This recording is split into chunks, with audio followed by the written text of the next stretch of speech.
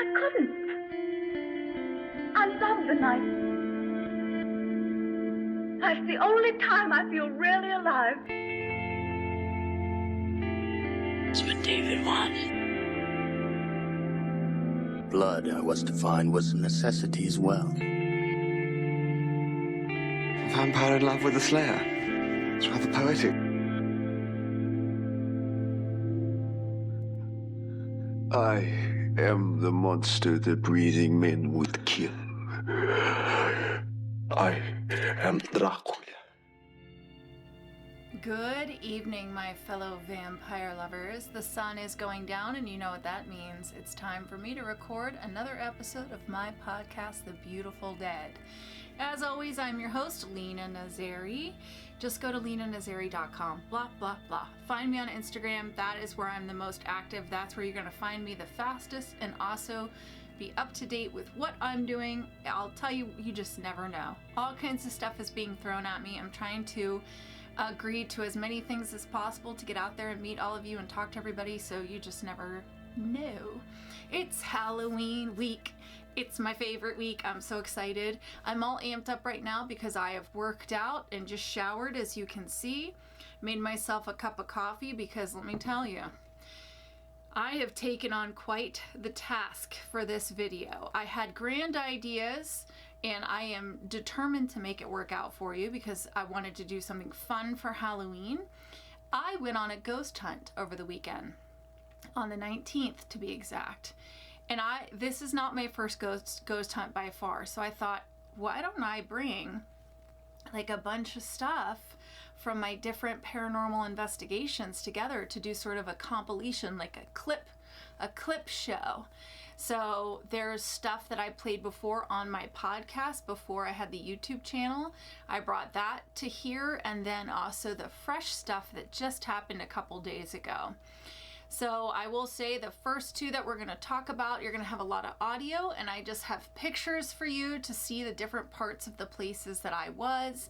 And then the last one is actual video that I filmed the night of at Hillview Manor. So very excited to get to that one because it's fresh. It just happened. So if you are new to this channel, do me a favor and just subscribe. I don't often ask for that, but I did work really, really hard on my October episodes, my September episodes. I worked really hard, so I would appreciate a like or a subscribe, a comment down below, especially. Listen, if you have your own ghostly experiences, please share them down below because I love reading that stuff. Oh, I can't get enough of it. One of these days I should just tell you stories from the hospital because working the hospital is like all kinds of things. But listen, we don't want to talk about all this, right? We just want to get to it. I will say next week we're going back to my usual format, which is talking about vampire movies, TV shows, and books. But you guys seem to really like this sort of stepping away and doing something different. So I am going to encompass more of that in the future. There are guests that you guys have really liked that I'm going to bring back on, so I'm excited for that. Some more collaborations coming up. And then second weekend of November, I will be at Monster Mania in Oaks, Pennsylvania, which is just outside of Philly. So come see me, Tony from Hack the Movies, who was on at the beginning of this month. He will be there as well, so you can meet both of us. It's like two birds with one stone. Come say hi to both of us. But listen, don't pay more attention to him than you do to me because that'll make me sad. And also he just needs to be knocked down a peg or two. I'm just saying. Hi, Tony. All right, let's go ahead and talk about spooky shit. Ghost hunting. We're going to start with a big one. If you know the paranormal, then you know this one, and that is the Trans-Allegheny Lunatic Asylum in Weston, West Virginia. It was called Weston State Hospital for a while, but now it is called the Trans-Allegheny Lunatic Asylum. I have been there many, many, many times. I was fortunate enough to get toured once by somebody who used to be a nurse there, so that was very interesting. I've done several overnight ghost hunts. I've been able to walk around it many times, so I have a kind of a good lay of the land. It's really impossible to really know it that well because it is gigantic. I did this on August 13th, 2022 with my two kids. Yes, I take my kids ghost hunting. It has turned them into very cool adults. I'm just going to say that, so no judgment. We joined a group. The way it works with these public investigations is you get split into 4 groups because there is 4 floors. So you each spend, if you do the whole 8 hours, 2 hours on each floor, and it's just your group. Now, this is a Kirkbride building, so you can go ahead and look up Trans-Allegheny Lunatic Asylum to see it, but it means these very, very, very long hallways. So you have these opportunities to like really see it because you're there for 2 hours, but it's almost impossible to see the entire thing. So they will take you to the hot spots, the places they know things are going to happen.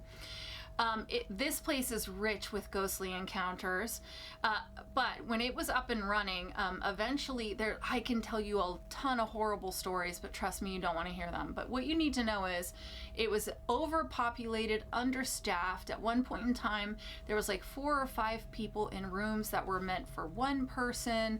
They had to like turn the cafeteria into a ward, and it finally shut down in 1994. All of the deaths at the asylum were not necessarily natural, so you can use your imagination as to the kind of things that happened there in the hospital. It's still wild to me to think about the fact that the nurses for a while had to live in the building, so you'd work your 12 and then have to go upstairs. That's wild to me. There's a doctor's apartment too, like the doctors used to live there with their families. There were children there. Oh my goodness gracious. Anywho, some of the diagnoses that are on file for commitment to this facility would be anything from reads too much, yikes, menstrual cramps, like self-pleasuring would get you landed in the asylum, not meeting your wifely duties. If your husband, had someone on the side and he was kind of bored with you, he would take you up to the asylum and drop you off and never come back. So that's nice. Some of the treatments there included insulin shock therapy, ice baths, ECT, lobotomies, just to name a few. It's funny talking to the nurse that used to work there, she said, we were just coming to work. We thought this was like state-of-the-art mental health care. We didn't know any better. It's just wild to wrap your brain around that. Some of the spirits who are said to inhabit this asylum the big ones are Big John, Lily, Red, the Sarge, and the Creeper. And we will talk about the Creeper. We recorded the entire 8 hours of this investigation. I took pictures. I will be sharing highlights with you along with explanations to the highlights themselves. You're going to hear us at one point towards the end referencing growling and humming. And I am so bummed that I did not catch it on my digital recorder. I got a more sensitive one after this in the hopes I would catch more, but especially the humming, it seemed to follow us the whole night. And to me, it sounded someone like kind of humming a song while they're doing work. So to me, it was like one of the nurses humming, pushing their med carts, doing their documentation, getting things done. Man, I wish that we had caught the humming especially, but you'll hear us talk about it. You'll hear us talk about the humming and how it just seemed to follow us all night long. The growl sounded exactly like a growl. I don't know how to explain it. I don't know what it was, but it happened several times throughout the night. We started with the spirit box, but we like to do what's called the SD's method, and that means that somebody plugs headphones into the spirit box and they are listening so that when you are asking questions, they cannot hear the questions. So whatever they shout is what they're hearing. So sometimes it does line up as a conversation, which I think is interesting. And we were all pretty good about saying the words in the tone that we were hearing it, unless we wanted to make it clear that we weren't certain that's what we heard. So we are up in a room where the listener, where the listener of the spirit box is like sitting in a closet with their back to us. And I just thought, like, that is very brave, not just because you're in a dark closet, but also because there were spiders everywhere. So to sit in that closet, I thought it was very brave. But that is the first clip we're going to talk about. So let's get to the first recording. So let's start with A little bit of a funny one. We were upstairs on the 4th floor. These almost look like apartments. At one point in time, I believe they were for staff, but then because of overcrowding, I believe patients were up there.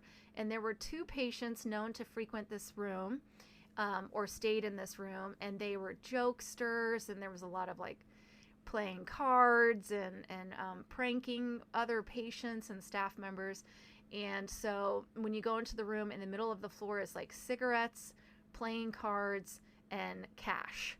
And we were in there. This was our first spirit box session, and my oldest daughter was on the spirit box, and she actually went into the closet and faced the closet. I will post this on Instagram.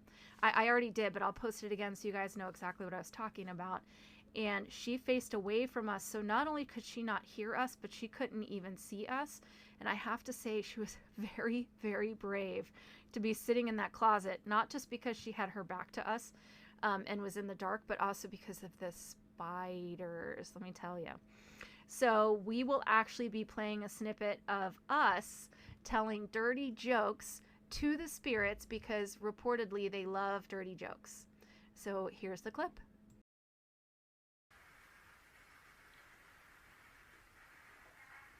Never.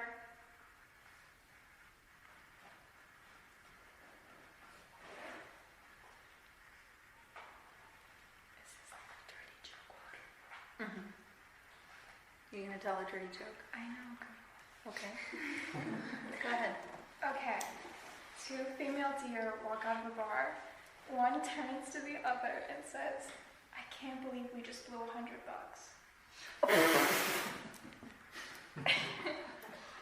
you hear that? I'm scared.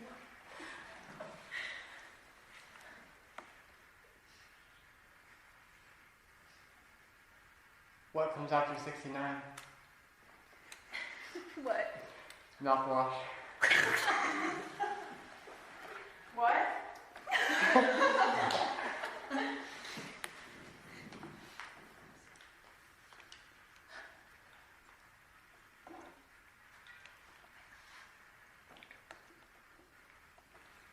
Maybe they want more dirty jokes. Why was 6 afraid of 7? Because 7, 8, 9. Because 7 was a 6 offender.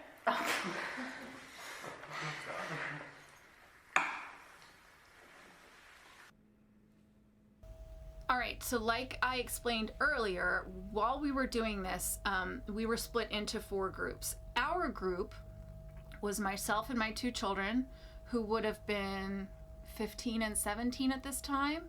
There was a mother and father with their 2 teenagers, and then there was a father with his daughter and his daughter's boyfriend. So it was the young adult group, and I think they purposely put all the teens together so that we wouldn't bother everybody else. But it turns out we had the best groups. The joke is on them.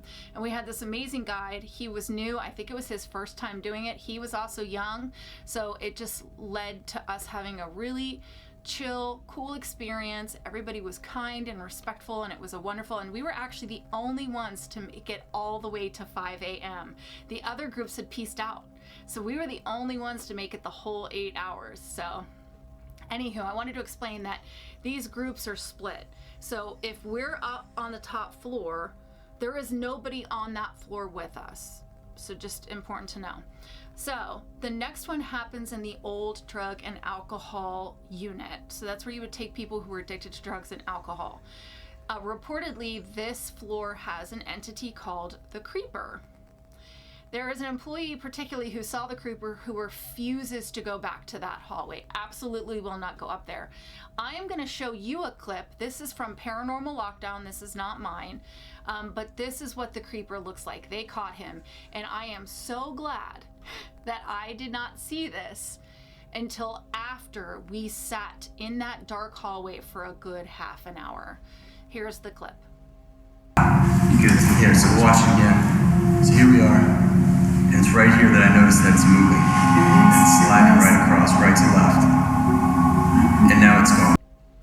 So we're sitting here in this dark hallway. It has been explained to us who the Creeper is, kind of what they look like. That's kind of like a person on their forearms like slithering across. Some people think that possibly it is the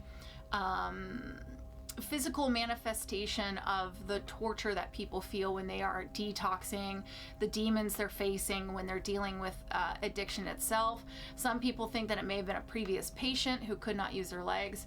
I don't know, but we are sitting in the dark, completely silent for quite some time. We all know the creeper is around. Thankfully, I don't know exactly what he looks like because I haven't seen this clip, but I know that he's around, and I know that employees refuse to go to this hallway because of him. So I just think, I want you to imagine that you're sitting in a dark hallway in silence, and this happens.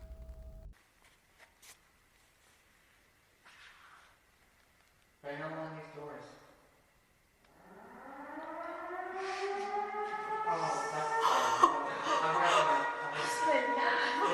It's curfew. It's dead silent right now. Yeah. Like, there's nothing. Yeah. This is curfew. Yeah, it's curfew. It's a curfew sign for the town. Yeah. Oh, goodness. That's like, this town is like Haddonfield. What happens when you're outside after curfew? So that was about an hour in. I think I may have peed a little, I'm not gonna lie, but it really set the tone for the rest of the night. Not just the tone, like not only were we now heightened, but we were all recognizing that we were all comfortable with each other. We could giggle if we needed to. Everybody was in it for the same reason. But it was quite the experience, and I immediately cracked up when someone said this town is like Haddonfield. I was like, okay, I'm amongst my people. So the next one happens in Lily's room. Reportedly, poor Lily was born there, and because her mother was a patient, and some believe that she may have actually passed away there. She is said to be 9 or 10 years old. To get Lily to interact with you, because she is a child, you have to be extremely patient. She has to warm up to you. Sometimes people will see the balls in the room rolling around. They'll hear things. They'll feel a touch. Often they feel their hand being held, but it takes a while for her to work up to you. So somebody was playing lullabies on their Spotify when this happened.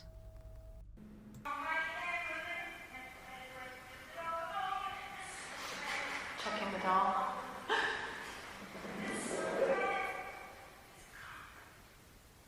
What? What was that? What? Oh my gosh. What was that? Okay, so no freaking way. Ew. Wait, hold on. She said, he's gone. Yeah. Hold on, let me replay it again. Make sure.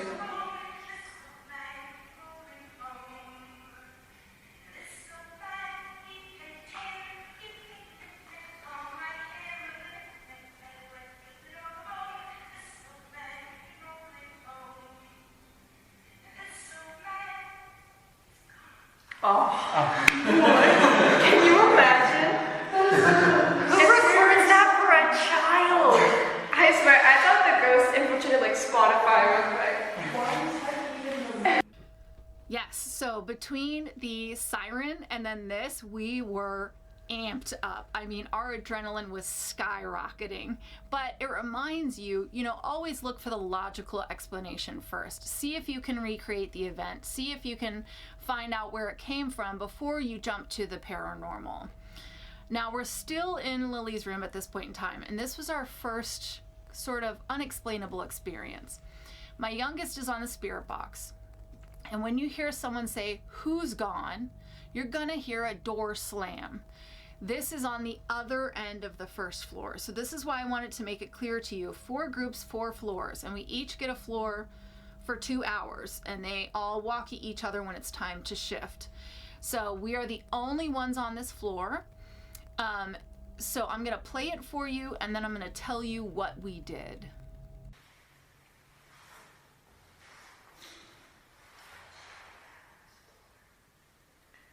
We're here for another 38 minutes. Gone. Gone. Who's gone?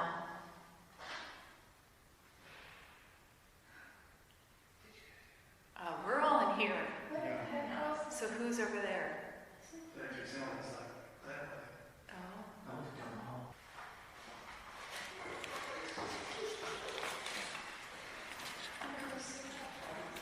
Are you really? Leave. I really want to leave to see what that is. Do you want us to leave? Kill. What? What's she saying? Kill. What's your name? This is not Lily. Mm-mm. We're talking to someone else. Mm-hmm. This is not Lily, so who are you?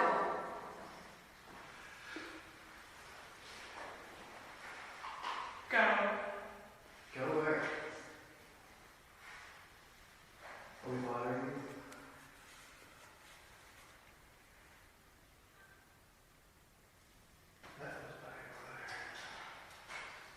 You're gonna go over there?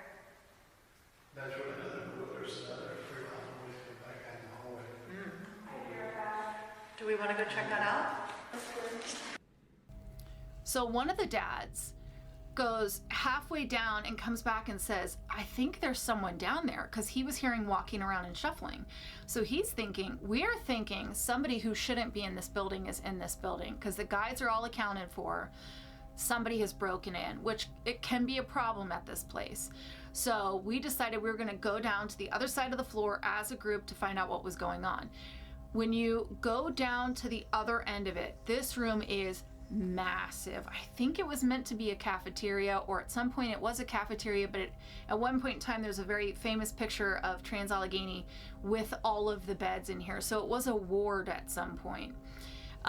The kitchen is back there, and this is where I saw a lot of shadow figures in several of my investigations. Back there, the spirits are supposed to be Jack, Red, and the Sarge. Jack's chair is back there, and you can sit in it if you want to, but he may scratch you. I decided I didn't want to do that. So it was my turn to put on the headphones.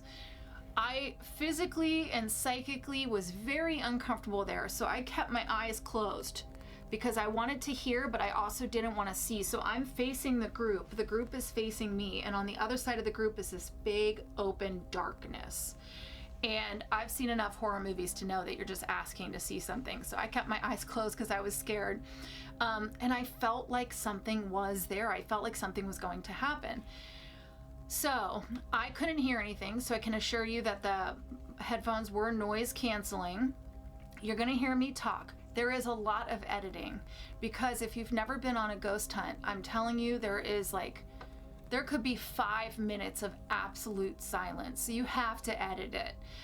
But I will tell you after this clip what happened, because of course I couldn't hear what was being said. Is anyone with us? Really quickly, does anybody else feel uncomfortable back here? Yeah. Okay, because I do. I'm just like Okay. kind of creeped out with the bugs. I'm definitely uncomfortable back here, so let's do this. Layla, I'm sitting by you. I'm feeling like...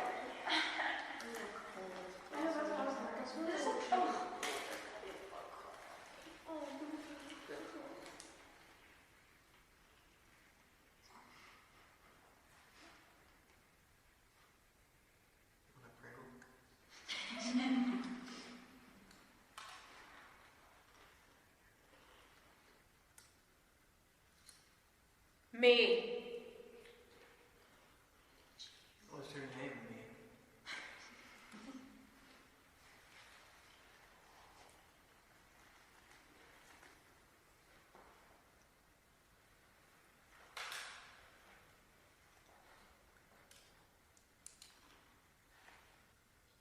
Yeah.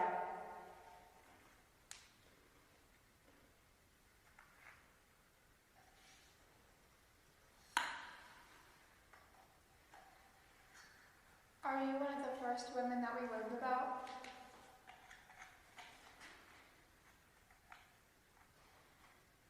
Are you still here?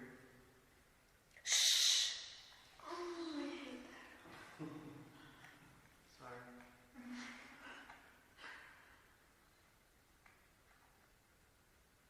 Are you scared?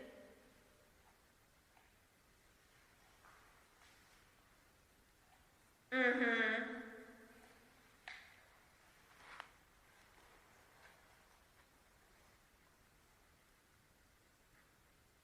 Here. Are you here with us? Can you show us a sign?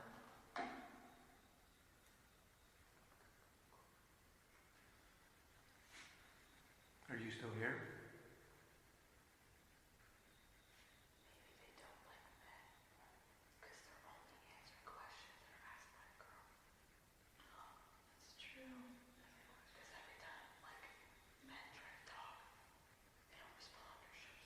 Do you feel safer with women?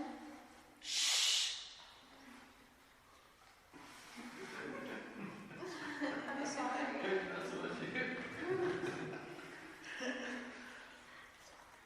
Can you tell us your name? Stop adjusting your name. No questions for you.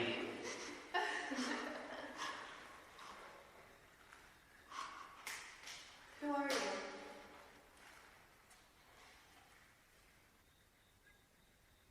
Rick?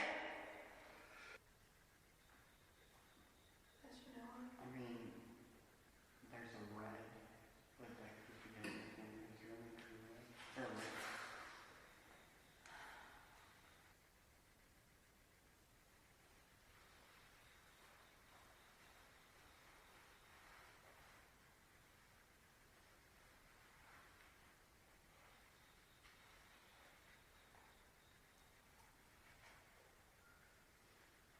would you like to be left alone?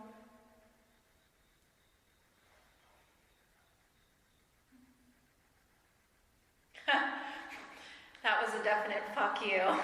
Okay. Maybe I'm out. What did I miss?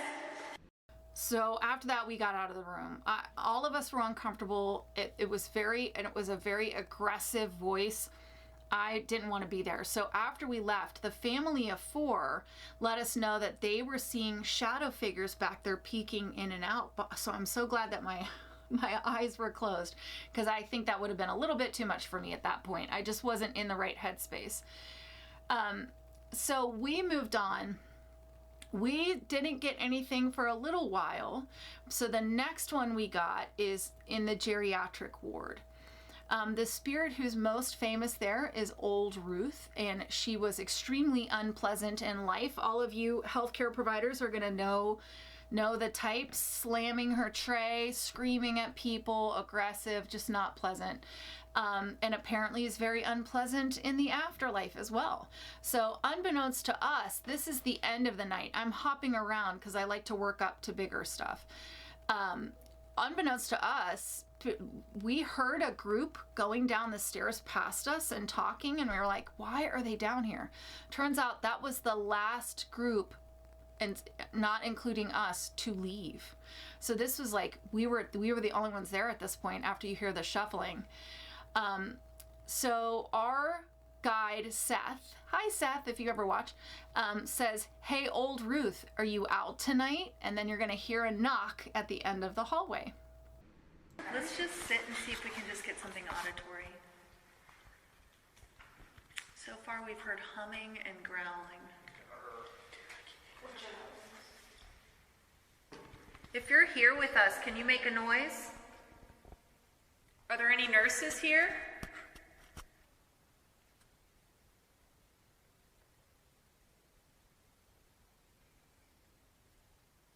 Old Ruth, you out tonight?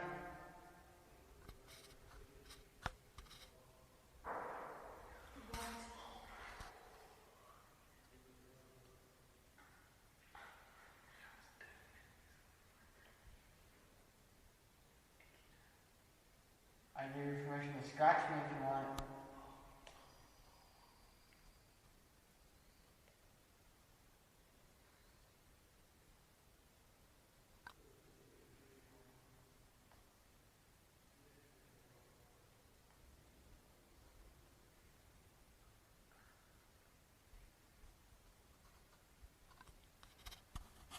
Will you knock for us again?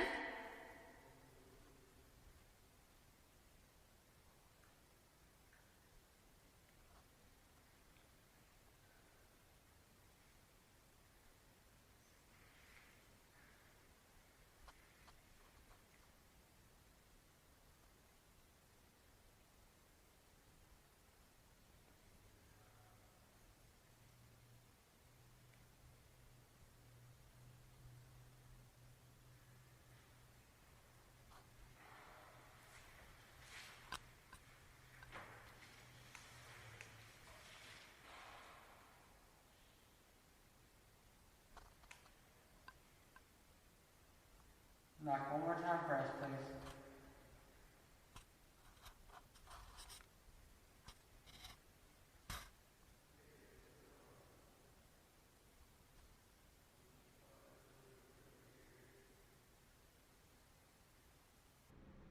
So this was another one of those places where we kept hearing the humming, and all of us were like, do you hear humming? I hear humming. And they're like, yes, I've been hearing humming all night.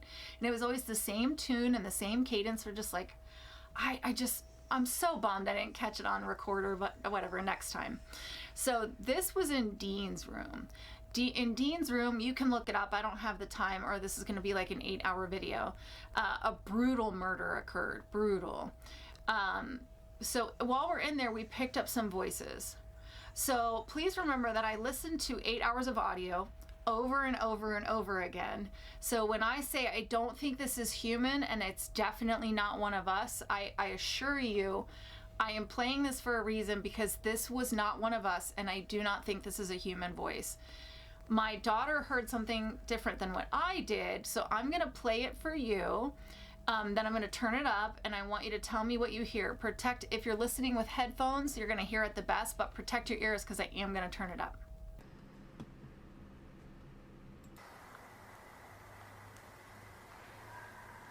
Is there another spirit in here with us besides you?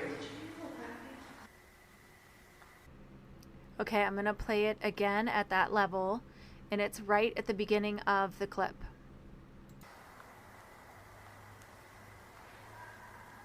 Is there another spirit in here with us besides you? Okay, and now I'm going to turn it all the way up. Is there another spirit in here with us besides you?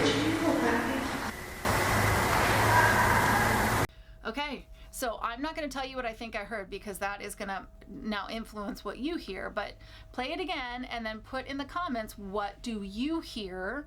And then maybe after a while, I'll put in the comments, or maybe on another video, I will address this and tell you what I heard and what my daughter heard.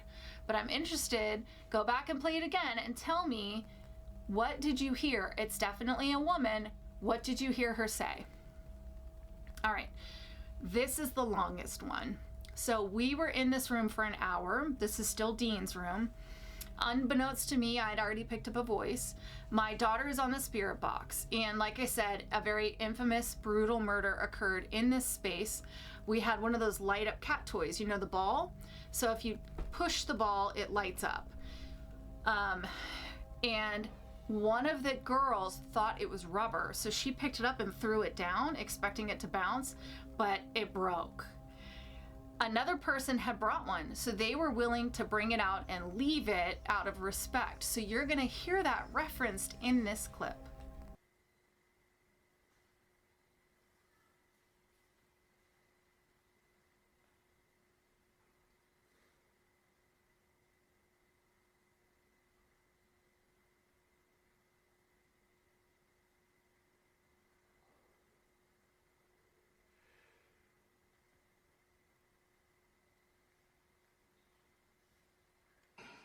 How many are in here with us?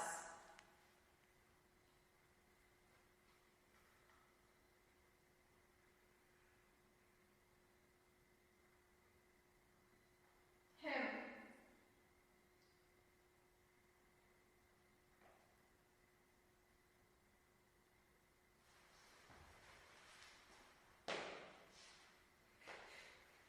Idiot.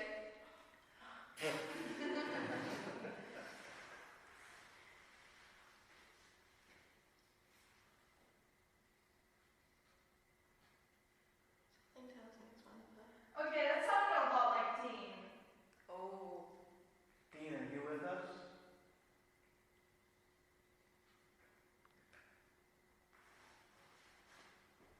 I actually hear the word drowning. I don't know what that means.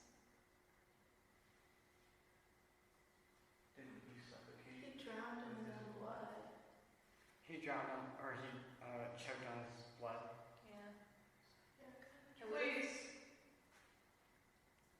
Do you need help? More. More what? More.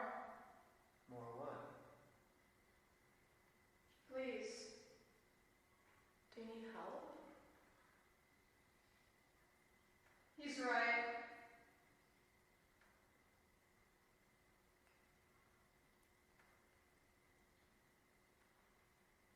You need more air. Important. What's important? That's right.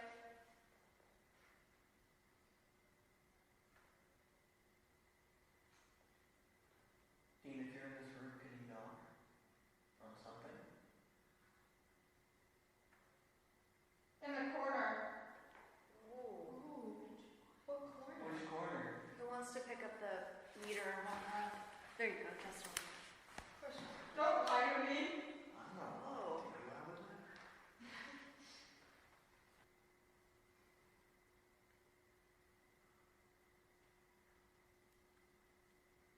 Would you? Feet.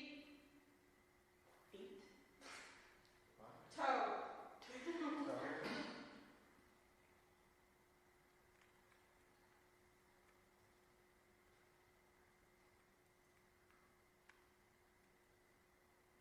I need more. You need a new ball? We have a new wall for you. I want nothing. Just go.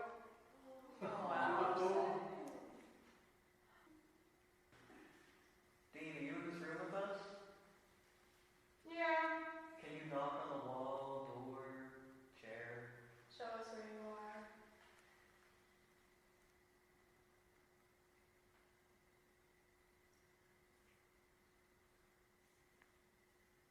Yeah.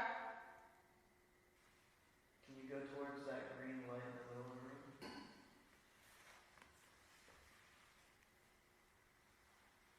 You'll make it light up. Yeah. It's man. Don't you? Oh. Where are you in the room, Dean?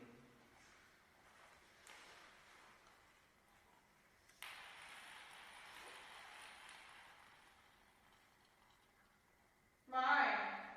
Yes. Yes, Don't. Just pull it up again. Still rolling around. Oh.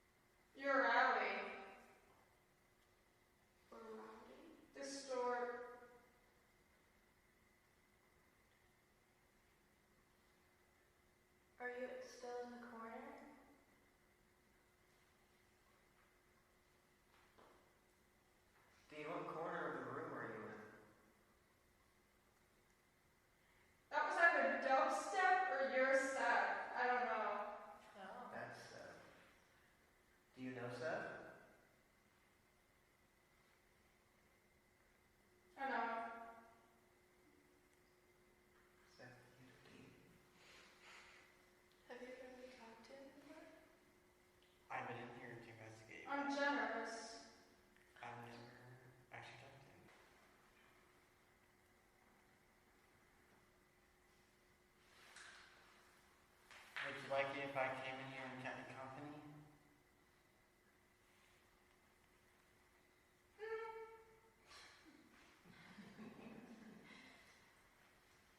Because I can try to come in here more, keep you company.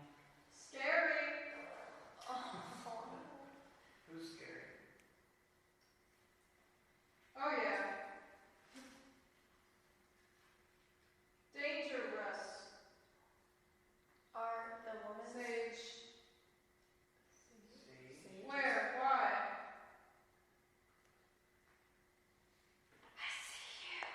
Oh no.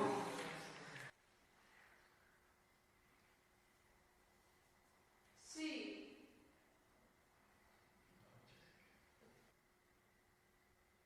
Crawl space. Yeah, so quite often in my house now we'll say, I see you, because that had all of us like, and then of course there was a crawl space, there was a door that you could open and there was a crawl space back there.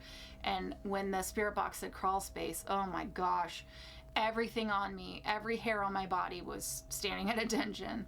So the last part happens in the juvenile's bathroom.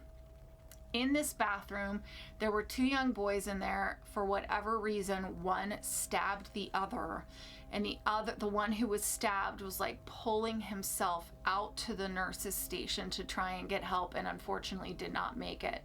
So my youngest is on the spirit box listening, and we were all talking in this dark bathroom. If you ever go ghost hunting in a place like this, an asylum, bathrooms tend to be very active, and one of the nurses told me something I'll never forget, and she said it's the most active because that's where the assaults would happen. Assaults on staff, assaults on each other. Whew. But we are on the spirit box. I thought I would end this one with a little bit of a lighter note, so go ahead and listen to this next clip.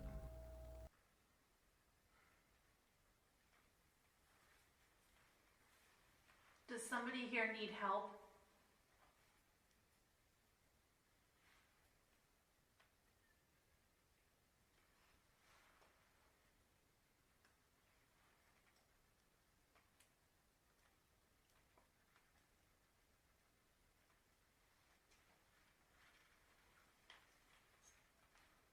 you? Yeah, but that's not right. Do you want me to help you? More screaming. Are you looking for a nurse?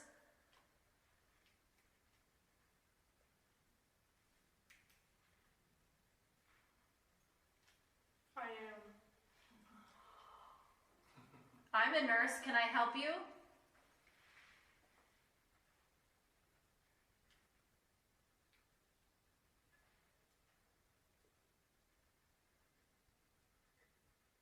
I am. Are you a nurse?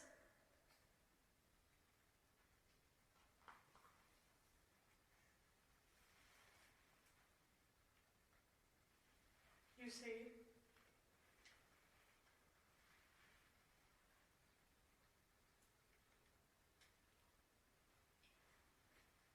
Are you a nurse that worked here?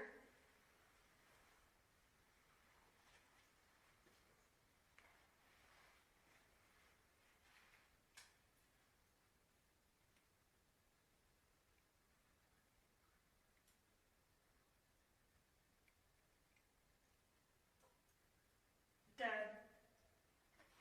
Did you die here?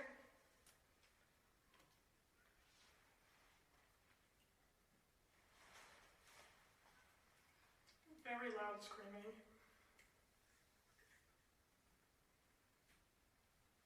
I think it said, "Where am I?"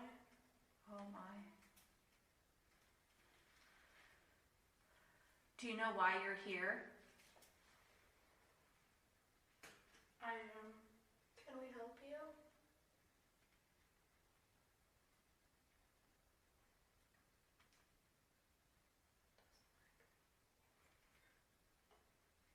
Are you in danger?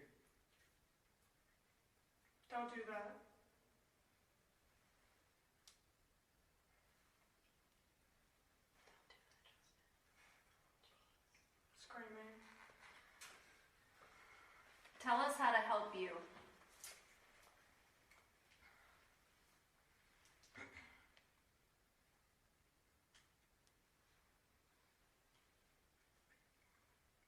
You are Rick?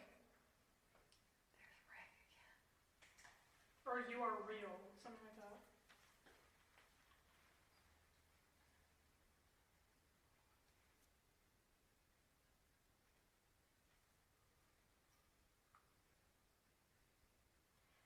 It sounds like laughing.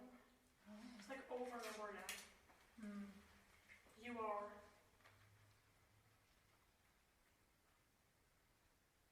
Are you trapped here?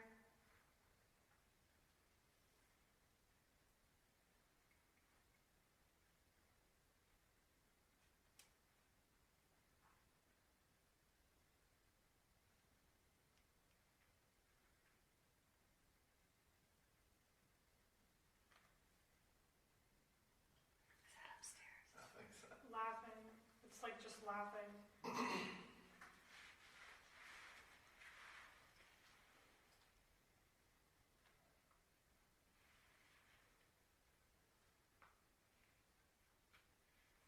feel like we're talking to both of them because it's so different. One's like happy and the other one's like screaming.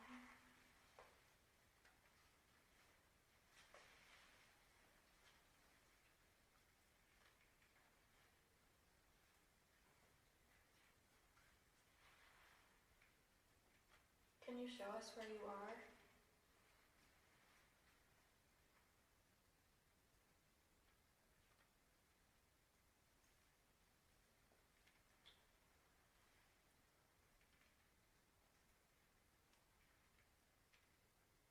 It just keeps laughing and laughing. Who's laughing?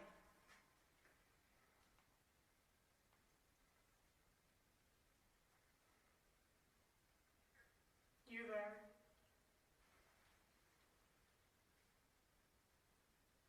It's laughing again. What's making you laugh?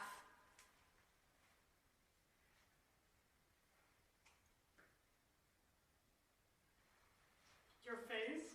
Stop Your face or your voice? Oh my god. You just got dissed by a ghost. So that was my night in Trans-Allegheny Lunatic Asylum. I got dissed by a ghost, but hey, that's okay, fine by me. I would be mad if I was stuck there too, and I just thought that it was very much like something a juvenile boy would say, so we all thought it was pretty funny. So go take a stretch, you know, get some fresh coffee, and then come back, because the next place we're going to talk about is Cresson Sanatorium and Correctional Facility in Lilly, Pennsylvania.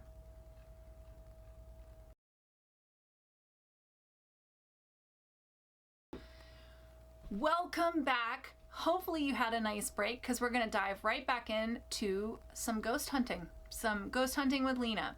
So this one is Cresson. Cresson is a very interesting place, and last I looked, you can't tour it anymore. It's closed. So I lucked out when I got to be able to do this one. So my friend Sheena posts, "Who wants to go on a ghost hunt?" I think it was like 2 days before, and I said, "I'll go." And she was like, "Really?" And I was like, "Yeah, let's do this."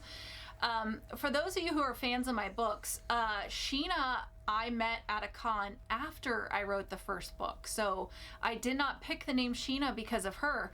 It is so random that I ended up befriending somebody with that name. Hi, Sheena. So we went to go check this place out. I did not even know this place existed, and it was only like an hour and a half from my house. It's in, I think, Lilly, Pennsylvania, and this is the most interesting place I've ever toured. I'm so glad I got out there. You can look it up. I do not have time to do a big history lesson, nor do you guys care about this. You're here for the ghosty stuff. But basically, it is this massive amount of land, and it is a campus, and it has a dozen buildings that you were able to access. It started as a TB facility way back in the day when TB was a big problem. Then it turned into a full-on hospital. Then it turned into like a children's home or a school for the mentally impaired. And then in 1983, it became a correctional facility. So this is sort of the paranormal trifecta, right? Because hospital, children's home, place for the mentally impaired, and then a jail. Those are like the three big ones, right? School, asylum, jail. So that's like you hit all of them. So there's a lot of activity that happens out here. You can look up Cresson and see all of the paranormal investigations that have happened there. I think Destination Fear had to split theirs into a 2-part because so much happened. So we were able to go check it out. In 2013, it shut down completely as a facility. Now, in its time when it was open, just in the TB days, they lost 10,000 people.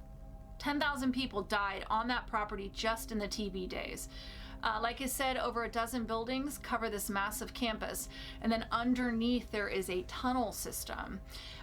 The tunnel system, I can't believe I'm never going to be able to go back. I really hope it reopens because I really, really want to go back. But my friend Sheena and I investigated as many places as possible. So we chose the self-guide option, which is you just listen to the audio thing as you walk around. It's crazy that you are allowed to just go out and wander this property. That is insane to me, but we were able to do it. It is very, very big, and it gets very dark very quickly out there. It's kind of rural in the middle of Pennsylvania. So thankfully we got there and had an hour or two in with the sun up to really get a lay of the land, to see all of the buildings in the daylight, listen to the tour. Then we watched the sun go down, and then we started our investigating. It was really something. I mean, it just plunges into darkness here. Much like the Trans-Allegheny Lunatic Asylum portion, I will explain in between clips. If you want to know more about this facility, please go do some research on it, go watch some paranormal videos, but I just want to jump right in. So first, let's talk about the chapel. We know any religious area tends to get some activity just because it's such high energy and there's such power behind it. So we sat there when we first got there in the sunlight to really just see it because it is beautiful. And this man came up to us and started chatting with us and told us about an experience that he had in that room the last time that he was there. So I'm going to play that for you. When I was here, I had some crazy stuff happen in this church when I was here in November. They did like winter one, so I did like 12 to 6, so like from 4 to 6 it was dark. And I was the last one here, it was probably about 5 o'clock. I walked through that door, 5 feet in, the wooden door just slammed shut. So if you didn't understand what he said he was in the chapel and the door slammed shut. So if you look at the picture that I just posted to you, you're looking at the pews. So if you're sitting in those pews and you're facing towards the camera person, then that door is off to the left. And I'm going to show a picture later on that shows you the actual door, but just so you get an idea of that, hold on to it because it is going to be important later. So like I said, we spent the 2 hours like really seeing all the buildings and the campus and enjoying time together and talking and taking lots of pictures because she's a photographer, playing the audio tour, and then the sun set and it got dark and we were like, all right, it's time to go. So we went to the chapel and then went down into the tunnels because that's how you access the tunnels. And that is where we had our first experience, which I caught faintly on recording. Here it is. We're going to talk about it. You can replay it and turn it up if you like, but I don't want to destroy your eardrums. But this was our first experience, right? Our first time out there paranormal investigating, head down into the tunnels, and this happens. There we go. Rolling as we enter the tunnel. Entering the tunnels. Oh boy. Got a little warm in here. Like I just hit a spot of like heat back there.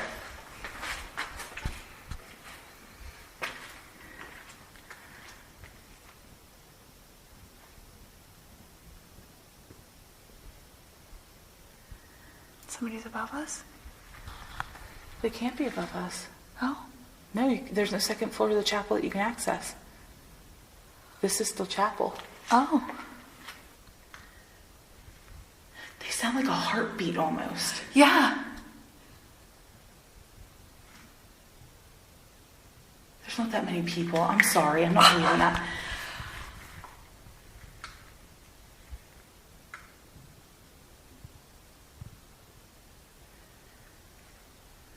It's like they're walking in place. What building would we be in right now? I don't know.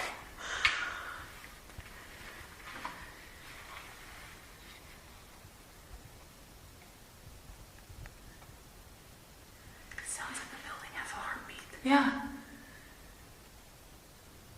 It's like they're not going anywhere.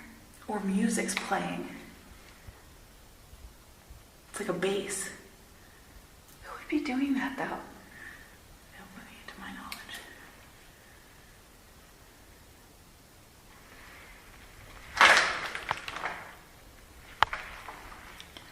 All right, we're gonna go dark and see what happens.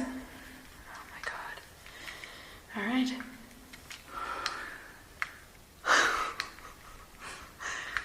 Oh my God. Ooh. And they're like this. This might be the stupidest thing we've ever done. I have my hand on the flashlight ready to. Okay, good. So like I said, we had entered the tunnels through the chapel and we started walking into the tunnels for a while. We wanted to be in the middle of them with the intention of sitting in the dark, because if we're going to do it, we're going to do it right. The steps sound like somebody in steel-toed boots stomping, but there was asphalt above us. We were really sure there was asphalt above us. After we had that experience, this lady comes up to us. She's completely alone, which, like, good for her, because I don't know if I could do it alone. She did end up staying with us for a while, so you're going to hear that there's 3 of us for a while. But she said, I just came from there. There is nobody up there, and you're standing underneath the street.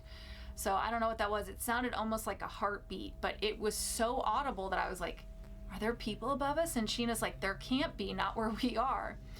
So she stayed with us for a little while. We went up that way. There was nobody there. We tried to judge where we were, and we were definitely under asphalt. So do with that what you will. So the next thing we did was go to the maximum security prison. And when you walk in, it's like what you see in the movies. There's a big guard station, and then you can turn to the right or you could turn to the left, and it's different cell blocks. So we walked in there, we turned to the left, and we saw that there was just too many people there. We were trying so hard. It was so loud. They were very disrespectful. So we tried and we decided whatever. So we decided we'll go to the other cell block. So we walked over there, and the only thing that was there was it's 2 levels. So cell blocks at the bottom, cell blocks at the top, stairs leading up, and there's sort of a walkway, and then there's tables at the bottom. So Sheena and this young lady and I went and sat at the table. Up on the top floor is a man, but he's just taking pictures. He's not doing EVP or anything like that. He's just taking pictures. So we went and we sat down and set up the recorder, and I'm gonna play you this.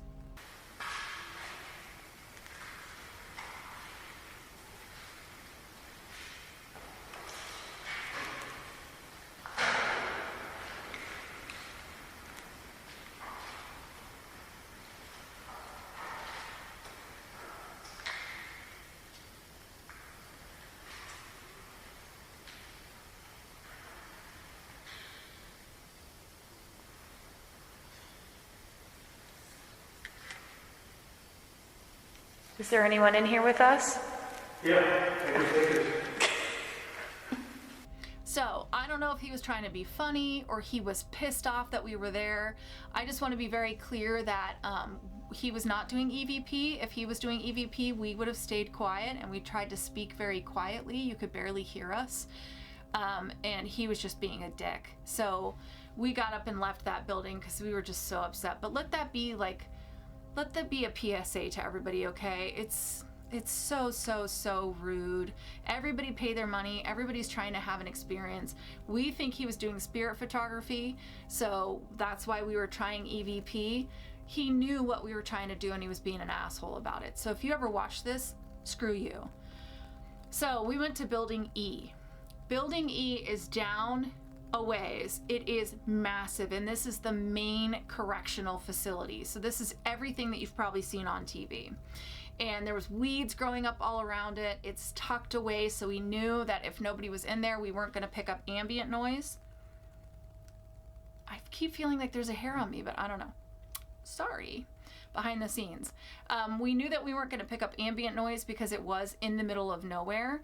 So we thought maybe that's where we want to start. So you go in, there's multiple floors, just like I described. Cell block, cell block, cell block, stairs, tables at the bottom. You guys have all seen what this looks like. So we walked in and we decided we would again go left and start in block B. And we were sitting at the table on the first floor. After Sheena talks, you can hear me whisper counting doors, and that's because I saw a shadow figure standing in one of the cells, and I wanted to be able to address which cell it was.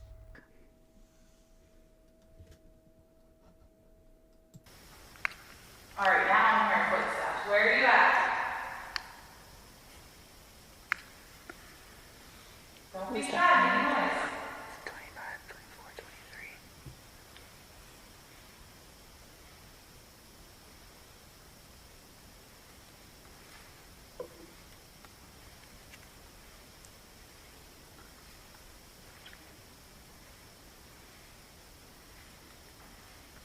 I don't know if there's somebody else over there, because I can hear a voice.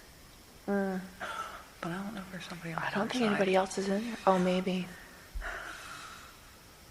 But you think if somebody would, because you can see light. Were you just standing in cell 23?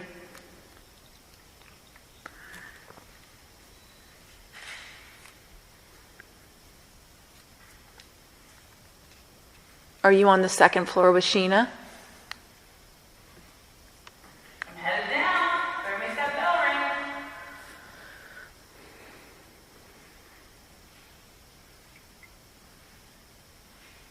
No? Okay.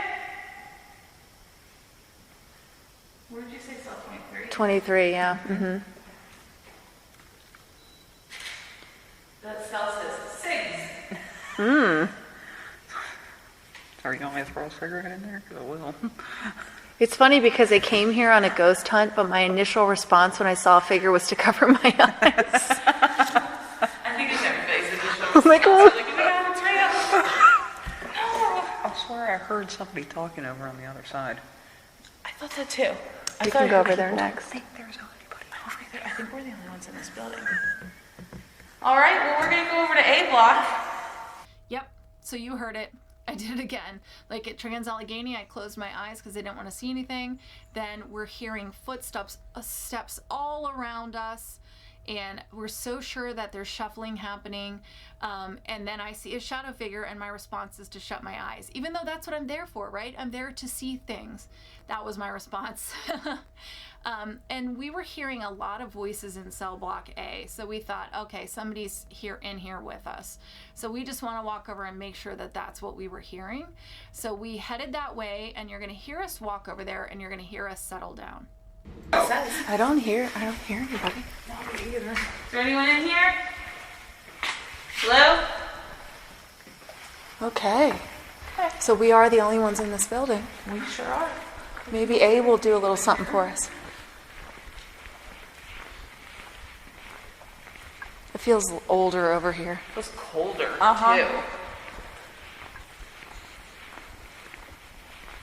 All right, A block.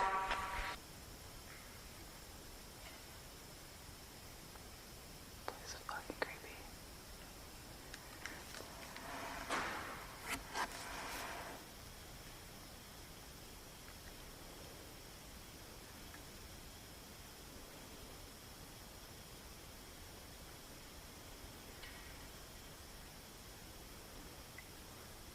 That was upstairs.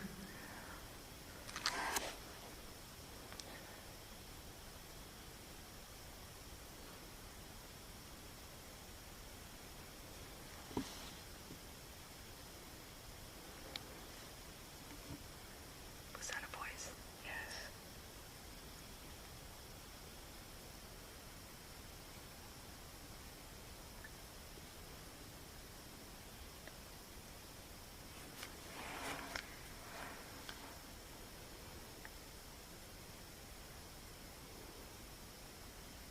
Is somebody upstairs?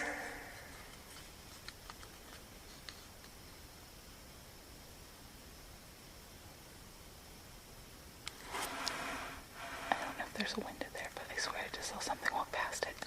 Okay.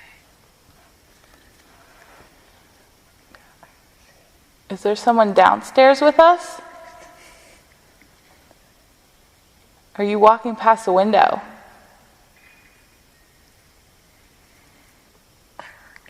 Yeah. Can you do that again? It sounded like you were whistling.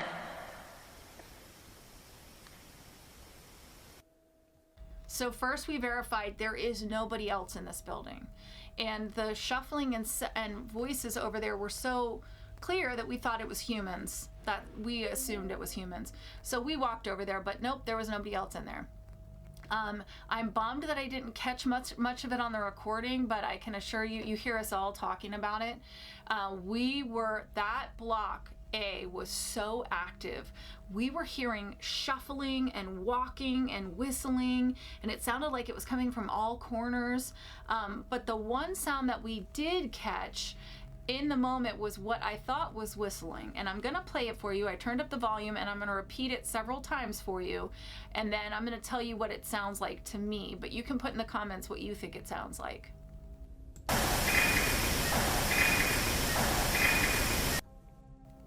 So to me, it sounds like two pipes being clinked together. I don't know. Maybe you guys think, in the moment we thought it was a whistle. You guys let me know what you think it is, but to me it sounds like two pipes being clinked together.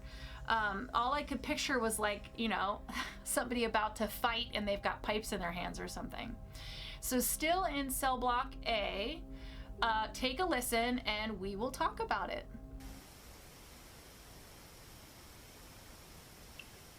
Do you hear heavy breathing? Mm-hmm.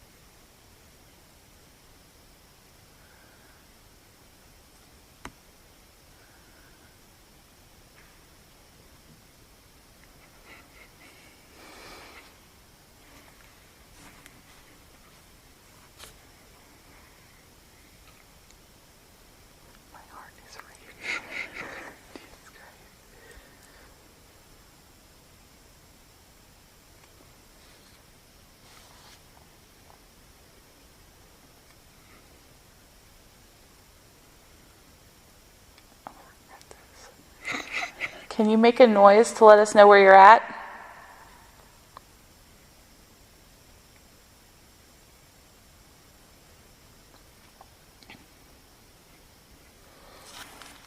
Okay, something touched me. Okay, turn the light on. Something fucking touched my leg. Was it my bag? No, and it wasn't this either, because it was like down here.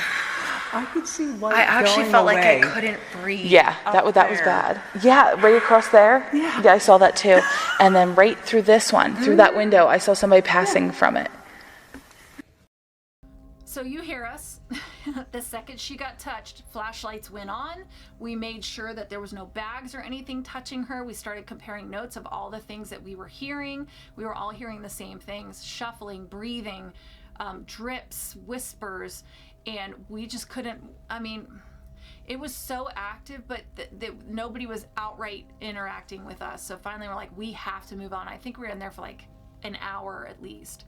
So at this point in time, the third person who was hanging out with us, she decided that she needed to be done for the night, so she left. So it's back to just Sheena and I again. So we go to the terminally ill building, or what you would call the hospice building. We sat down, we were eating some snacks, so you're gonna hear some crinkling, and we decided to do the spirit box, and we decided we would stick with the Estes method. So like I explained in Trans-Allegheny, somebody has noise canceling headphones on and you try to have an interaction. We did this, and I couldn't hear the questions that were being asked, and you will hear us reference a couple names, and that's because when we turned the spirit box on, before we had a chance to plug anything in, we heard a name that we thought was Maggie, and then we were like, Maggie? Michael? Maggie? So you will hear us actually address it because we heard it a couple times before we plugged the headphones in. Oh, that's nice and loud. All right, can you try telling us your name one more time?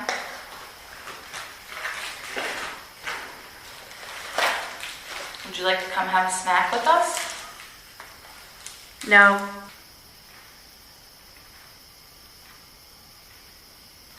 Can you tell us what year it is? I don't know. What year was it when you died? I don't know. Can we have your name?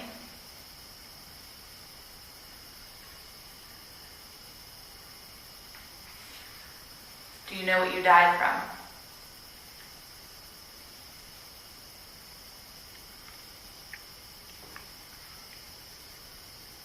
Do you want us to leave?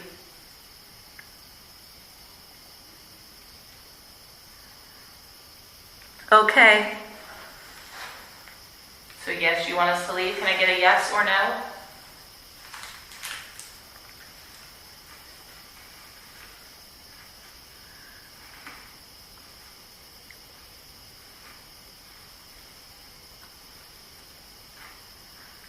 Can I get your name, please?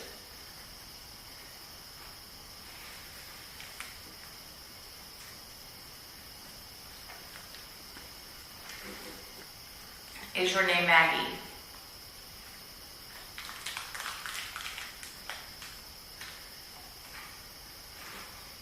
Is your name Michael? That was a very clear I'm Maggie.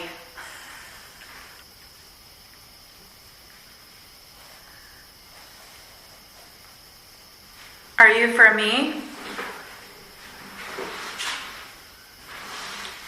Can you tell me how old you are?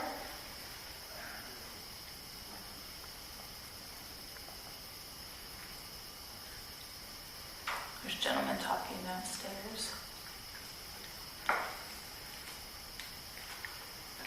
Can you tell me something about yourself, Maggie?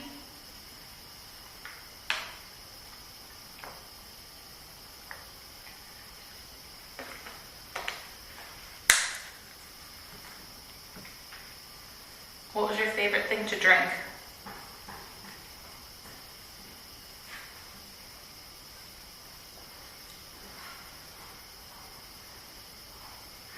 I think that said I'm not ready. What are you not ready for, Maggie?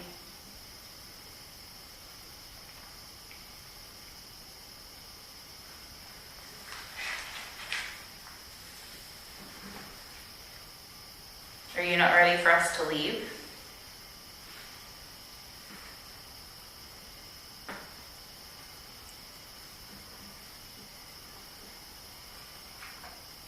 Is there anything you want to tell us? I'm drinking water. That was really clear.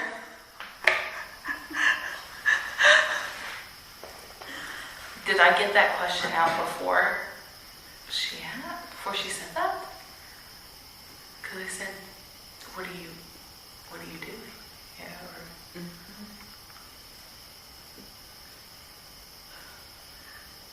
So water's your favorite thing to drink? Mine too. You want me to leave mine open for you? You can have some. I'll share.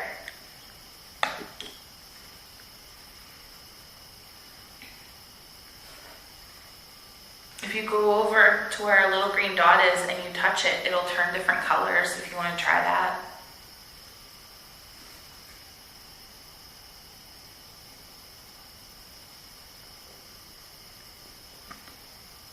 It'll be yellow and orange and red, like the sunset. Do you like the sunsets?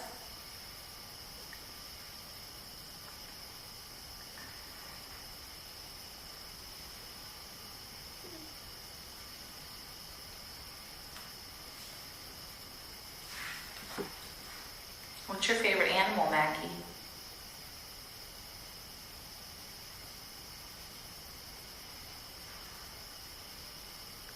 Did you come to stay here when you were young or when you were older? I thought it said you come to me.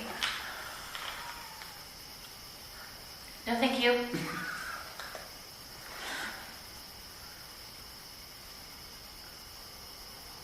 Were you a little kid when you got here? Or In were my you- room. Maggie, what room is yours?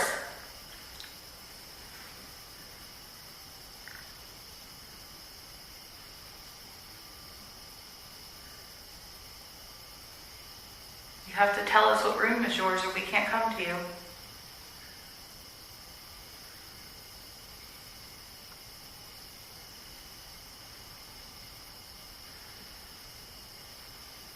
7B? I'm gonna unplug this because I want you guys to hear this too. So your room is 7B?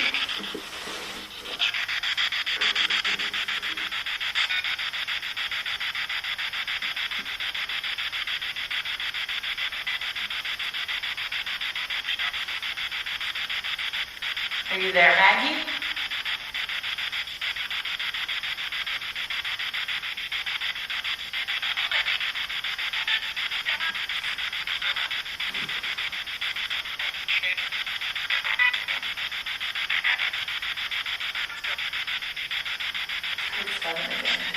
Yeah, I did. Is 7B your room?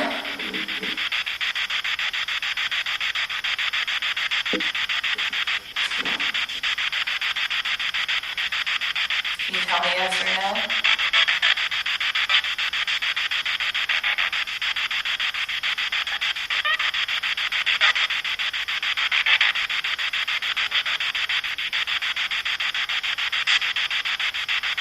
Just walk into each room and see if that thing wakes up.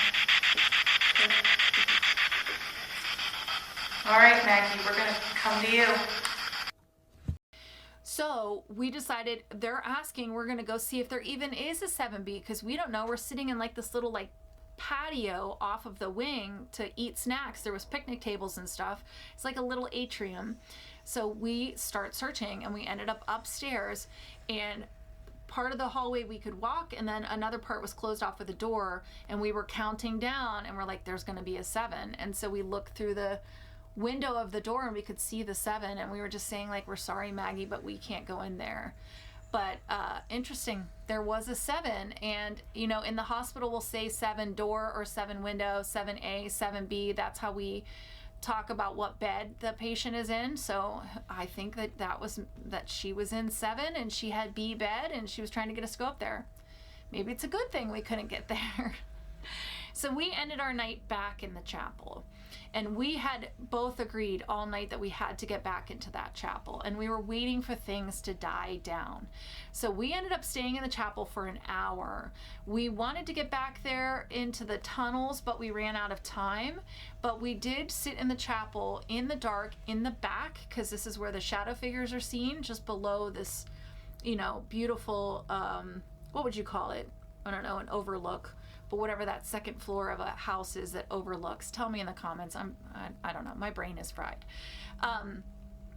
But there was a couple in the front, and they were both sitting very quietly. We were sitting quietly in the dark, trying to be respectful, hoping that we could see something. And in front of us is the door off to the right, and then to the left is how you leave the chapel, and in front of us is the pulpit, as everybody probably knows. And so we just sat there in the quiet. And the next clip is a PSA, boys and girls, of what not to do on a paranormal investigation, or when you know others are trying to investigate. I'm gonna warn you right now, protect your ears. Here we go.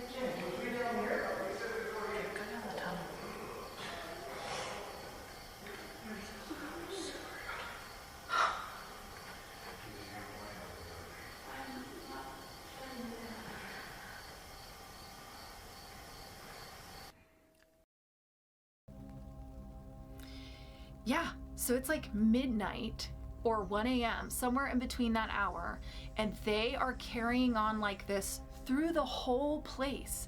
And there's at least one parent with them, and you have to be 18 to do this tour. So all of these young people are at least 18, and there is a grown adult with them. And to say that I was pissed is an understatement. No, I was so frustrated, and the couple was so mad that they got up and left. And I hope they went and complained. But the problem is on these investigations, and we're going to talk about this in the next one, you cannot control if something happens, when something happens, the other people in the group. You are with the public. That's the whole point. If you want a private investigation, you got to pay for it. But Sheena and I sat there for another 20 minutes, and then this happened.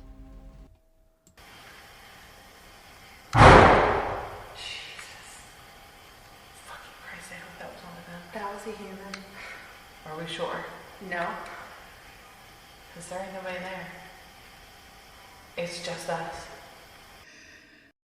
So the picture you see is the view that we're looking at, and this off to the right is like a little like kitchen area, and in the kitchen area is this big heavy door, and that is what slammed. And it's interesting because the guy told us that that was the experience that he had the last time he was there, and this is one that gets reported very often, is that door slamming. We were alone. You know, at first we thought somebody else had slipped through there and was being an asshole, but we went and checked because you heard me like, that's a human, and she's like, are you sure? So we went and checked it out. There is no other doors in that room, so you would have to slam it and then like walk out. So after being patient and sitting there for 15 minutes, we got the door slam, and I just thought that was so interesting because that guy had the very same experience. So Sheena and I are going to try and go on another hunt as soon as we can line up our schedules. So please stay tuned to this channel as I bring you more investigations. I did one in the haunted hotel in New Orleans. I haven't had a chance to listen or watch, so I'll bring that to you later. We also have one from Gettysburg that I haven't been able to listen to or watch, so I will bring you that one in the future, so please stay tuned. But for this video, we have one more, and that is the one that I just went on just like 3 days ago, and I just got done listening to. You have to remember, these are hours and hours and hours of recordings and videos. I have to sift through it. Sometimes I have to play it back again and again and again. But I wanted to bring you my experience from Hillview Manor. So Hillview Manor is in Newcastle, Pennsylvania, and I went on October 19th, and there's a reason I'm pointing that out. I have done this one before. The last time I went, it was extremely active, which is why I made a point to get back out there. I was there with my youngest, and we decided to do the public hunt. And the way the public hunt works is you can do 9 to midnight, or you can do 9 to 3 a.m. And I'm so glad we chose the 6 hours one, and I'll explain why. So, brief history. This place opened on October 19th, 1926. So we were there on the night of its 28th anniversary. It started as the Lawrence County Home for the Aged, or what they refer to as a poor farm, and that is where you would go if you had no place else to go. So it's like a homeless shelter. Mentally ill, wards of the state, elderly patients, children that parents couldn't afford to take care of, they were all resided here. It was run by the Snyders, who by all reports were absolutely horrible people. If you want to know the history, again, you can go look at it yourself, but you guys are not here for history, you're here for ghosty stuff. So we'll just say that they found mass graves, like 5 to a grave. These are the kind of people they were.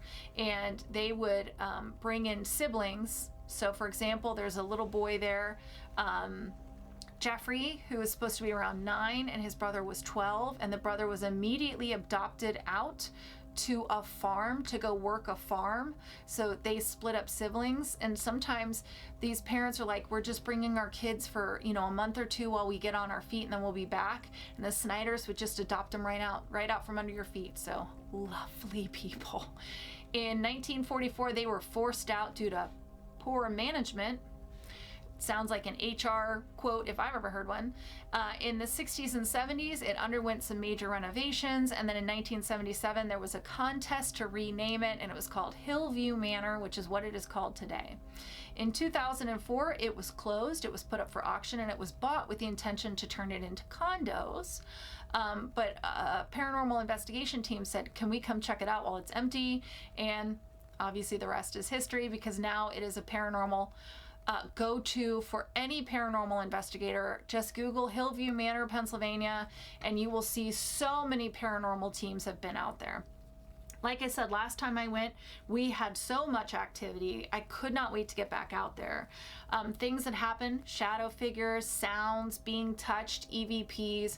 I could go on and on and on, but I'm not gonna, because I want you to go check it out yourself. So my night. So we arrived. I want to say best part of the night is we were greeted by a dog. His name is Ghost. Shout out to Ghost. Big German Shepherd, a big black shepherd, and he talks to you, and he was just so sweet. So we started our night out by petting him and playing with him and getting love from Ghost. It was a good way to start.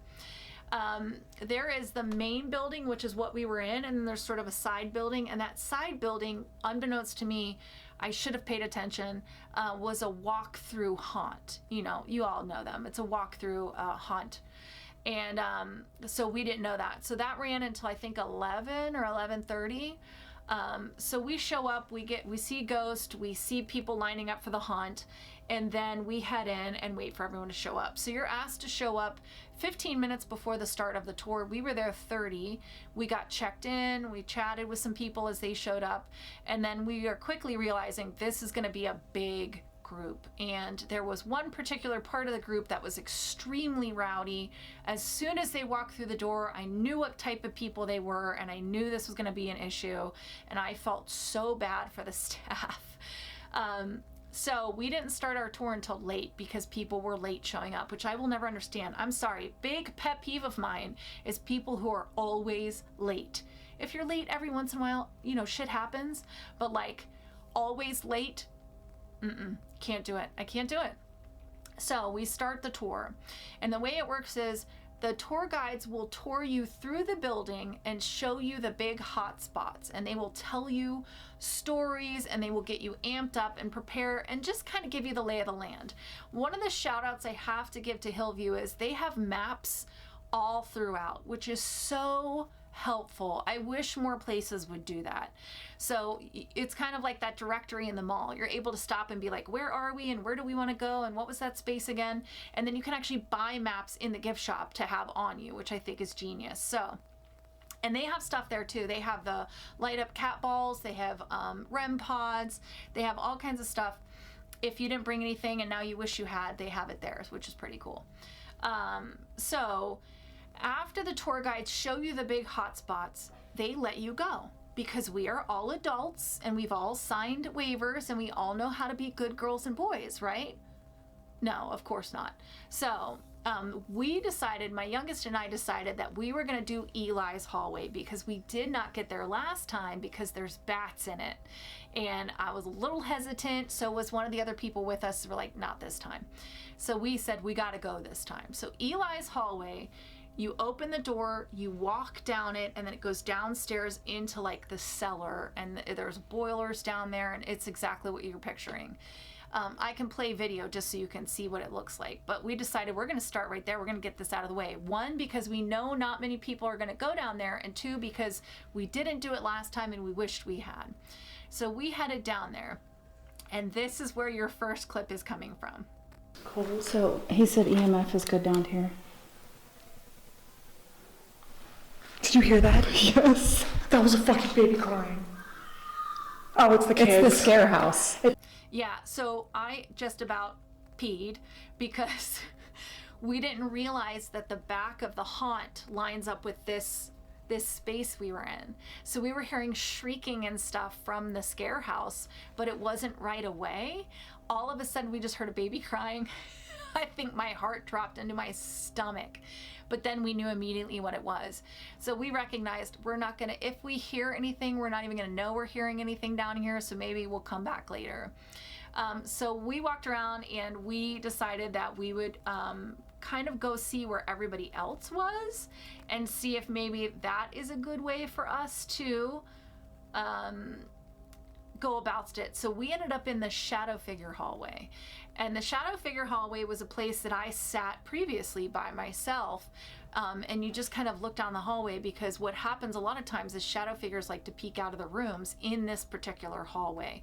Sometimes too, at the end there's an atrium and you will see ambulance lights even though there's no ambulances running anymore. So that's an interesting echo that happens in this area. So we went down there and we sat down there and we got ourselves all set up. I set the camera up on the wheelchair to look down the hallway. I sat down on the ground, and then of course my youngest is off, and I try to blur them as much as I can, but they have given me consent to show them, so please don't come at me. But this is the next clip you're gonna get.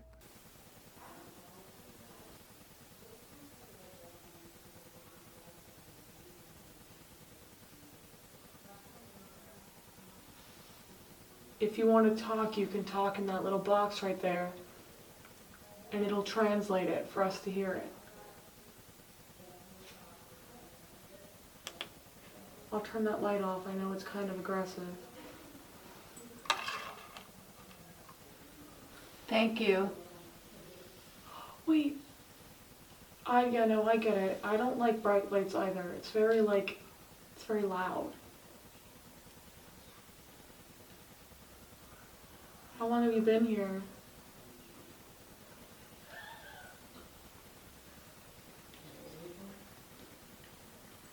I know a bunch of people are coming. It's probably very chaotic. If you're, going back to your room, I get that. I don't like large groups of people either. Shut the lights out on you. Oh.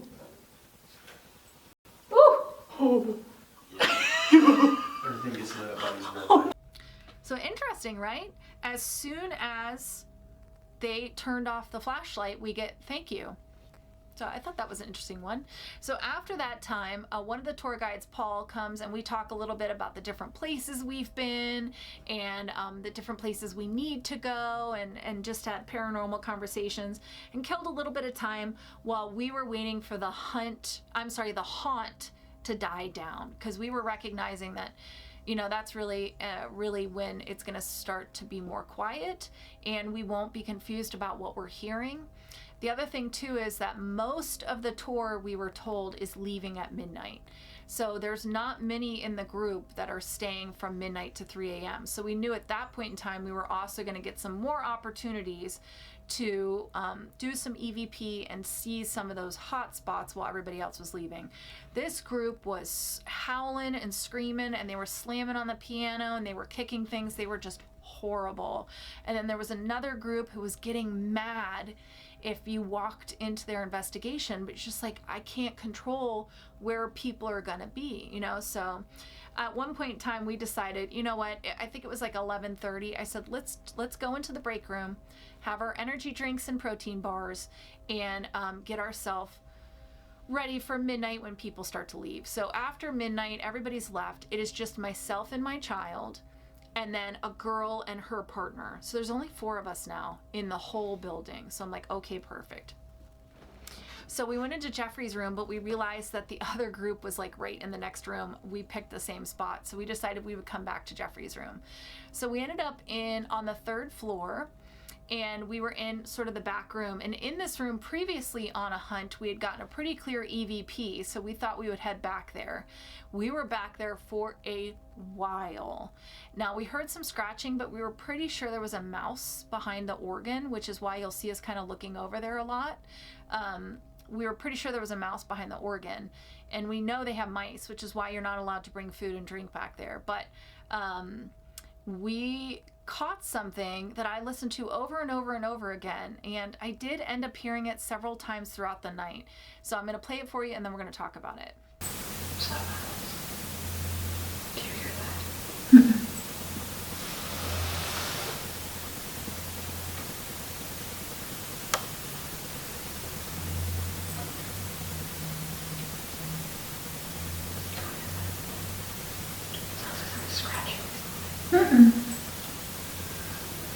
to me, it sounds almost like somebody has keys on like a belt loop, and that tinkling of like keys, we had nothing on us. We were just sitting there.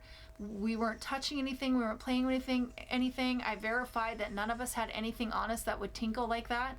And I heard it several times throughout the night. As I was listening and watching my recordings, that tinkling sound shows up a couple times. But to me, it sounds like somebody has keys on their belt loop. So you guys will have to let me know what you think it is. But to me, that's what it sounds like. So we did eventually end up going, we went back to Eli's hallway. We did a whole thing with a flashlight that I didn't record, but we got responses with the flashlight. And the reason that we did that is because we were in the bathroom, and the bathroom is very small. And my kid was in there with me because it has 2 stalls. And I hear my kid talking, saying, "You can come in." And I come out of the stall, and my kid is like, somebody was just knocking on that door, and I opened the door and nobody was there. So one of the guides said it was probably Eli. So we went down into Eli's hallway, and we had the flashlight, and we were saying, turn it on for yes. And I said, "Did you knock on the bathroom door?" And the flashlight turned on. So we think it was Eli messing with us, which we're glad it was knocking and not hair pulling, because sometimes he pulls hair, and I don't want that happening on a hunt. I'm just saying. So then we went back to Jeffrey's room, and I'll play that clip now. Jeffrey, if you want to go look at the stuff that's written down on the notebook for you, that's all Yankee stuff.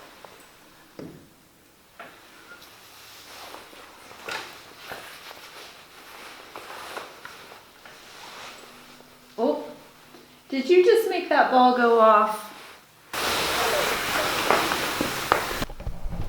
It's really sad that his brother got adopted. Oh no, that is really sad. That's awesome that you just made that ball flash for us. Thank you. Do you want to tell us all about the Yankees?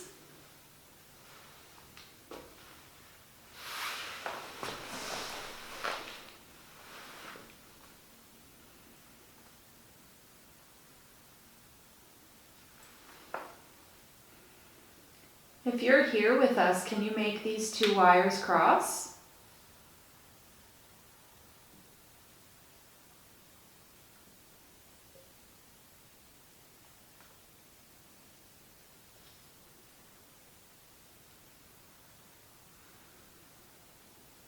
Maybe I should try since I'm a kid. Yeah, you want to?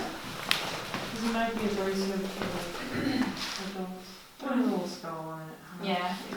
I like the beads. It kind of makes them a lot more comfortable in the hands. Oh, did you just make that ball move again? Hey man. That's awesome. I know I am a bit older than you, but I am still a kid, so I get it. Adults are scary, especially when there's a big group of them. It's very it's aggressive.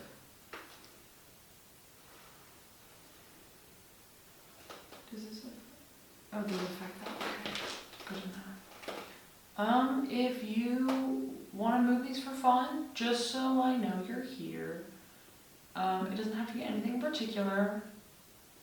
But if you would like to move them, that would be awesome. If you don't, I totally get it.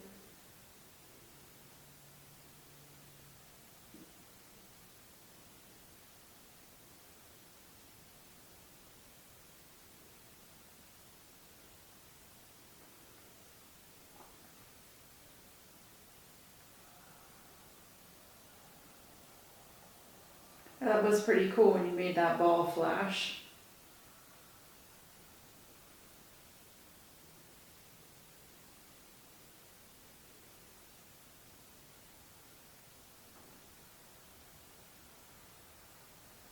I heard you like the Yankees and Babe Ruth. I actually also really like Babe Ruth. If the Yankees are your favorite team, can you cross these for me?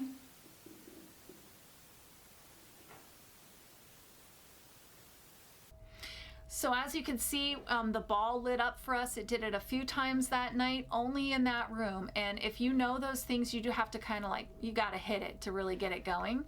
So the ball lit up, and then we worked with the dowsing rods, and we got a couple responses with the dowsing rods, and then my youngest heard footsteps and then nothing else happened. So at one point in time, they said, I think probably Jeffrey left.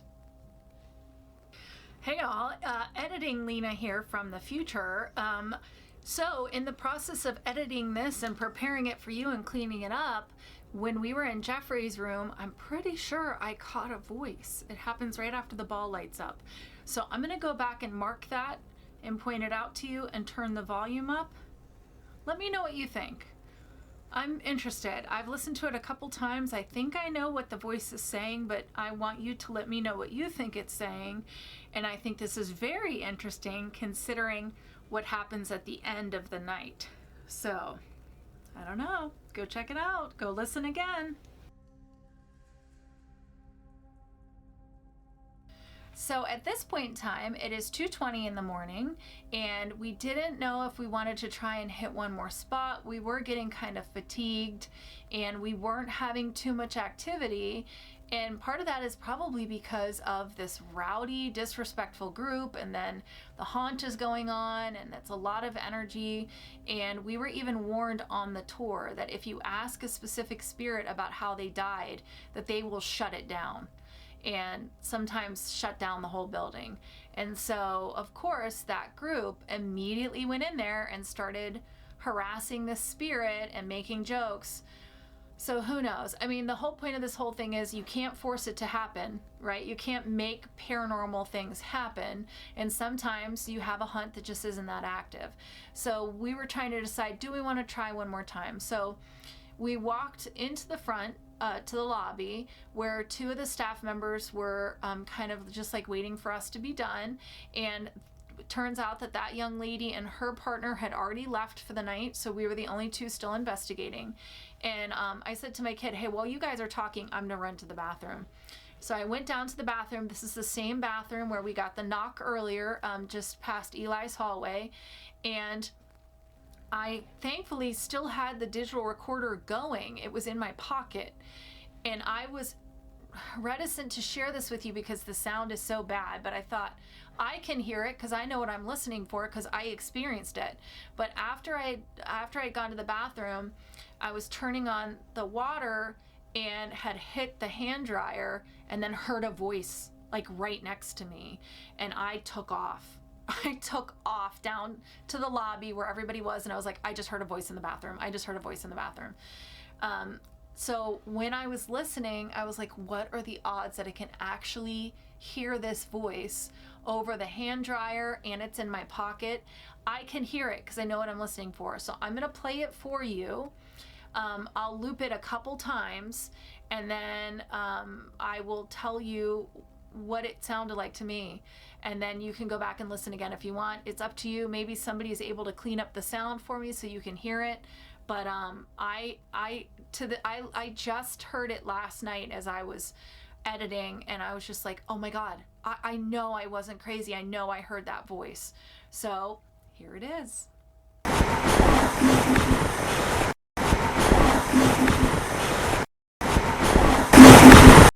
So if you listen to it, you'll hear, and that is the voice that was right next to me. And it's so weird when it happened because for a second I just thought someone's in here, and then my brain was like, there's nobody. It's just those three people in that lobby, which is far away from you, and nobody else is in this building. Everybody has left. So when it took half a second. Oh, it's a person. Oh no, it's not a person. And then I took off. I took off. I was like power walking back to the lobby like, holy crap. So that happened. You can believe me or not believe me. It's up to you. I will be doing so many more ghost hunts in the future. So go follow me on Instagram so you can see me posting. I was posting on my story all night. Big thank you to Hillview Manor. I will definitely be back out there. If you've never done Hillview, or you just want to do one time just to say you did it, go to Hillview. It is an excellent experience. I will say in the future, I think in October, I will not do public investigations. That's when all the yahoos show up. It's kind of like the gym in January, and then it will die back down again. So I think October will be for spooky fun, and then the rest of the year will be for serious paranormal investigations. But please subscribe. Please come back. I'm so glad you're here. Next week we'll go back to our usual formatting, and then we will take a break in December and be back in January. I can't believe it. I think that's season 5 for the podcast, and will be the 3rd year of my YouTube, which is wild. And see what guests are going to come joining me. You definitely want to be on here in November to see my Monster Mania shenanigans, and then in February when I do MegaCon in Orlando and then go to the Vampire Masquerade Ball in Los Angeles. You definitely want to be following me at that point. All right, I think this is enough. Happy Halloween. Tell me down below, what are you doing for Halloween? What are you dressing as? Have you done ghost hunts? What is your paranormal experiences? I'm so excited to hear this. Again, big thank you to Hillview Manor, and I will be back. I wish you wicked hugs, and I messed up my own outro. I wish you wicked hugs and bloody kisses, and happy Halloween. Good evening.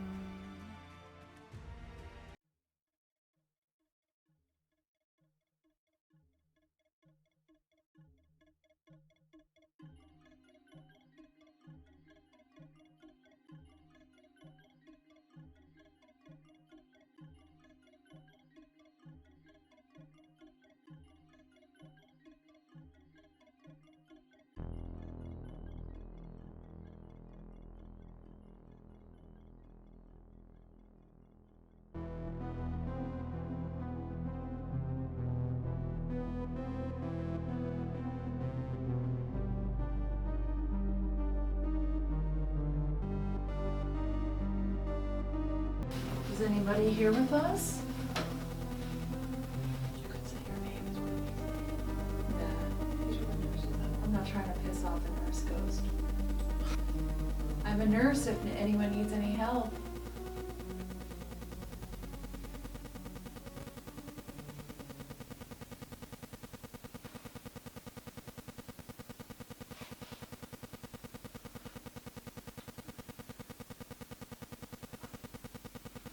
If you need a nurse, now is your chance. Come up to the nurse's station. Tell me what you need. No spirit box? Yeah. You're getting tired? If you need something, I'm here. Now's the time. These are also really bad headphones, by the way. Dude, what do you want from me? Better headphones? Okay. Am I doing the headphone thing? You don't have to. We can no, I can't hear anything it says without the headphones on. Oh, okay. Stop blinking, ball. If you want my attention, you can rock that ball and make it light up. You can come up to the nurse's station, tell me what you want. I'm not gonna be here all night. I can't believe I was doing this wrong.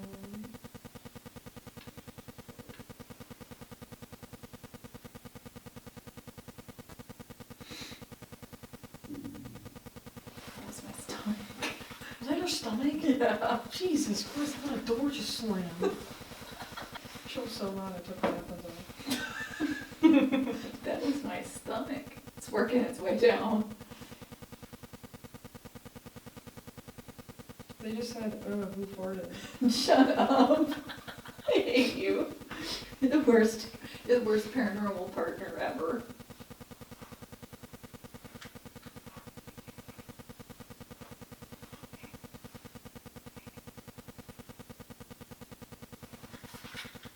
Why are you looking at me like that?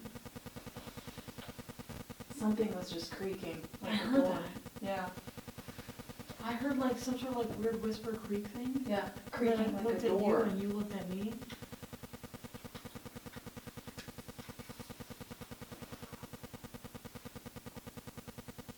I didn't hear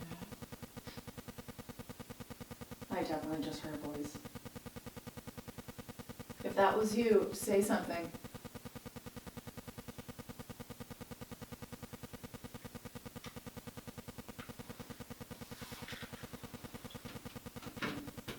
If you need something, you're gonna have to tell me louder.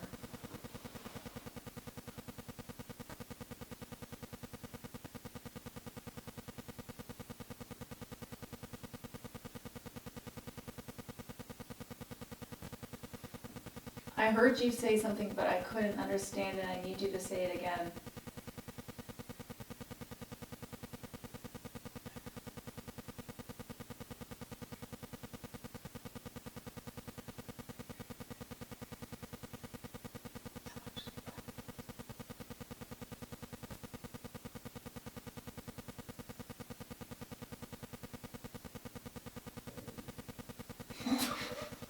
That's my damn stomach again. She's ripping it.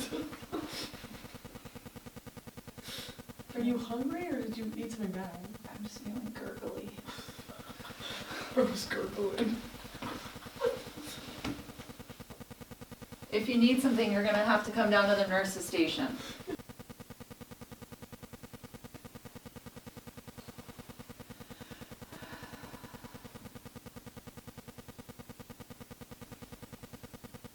I definitely heard someone talking.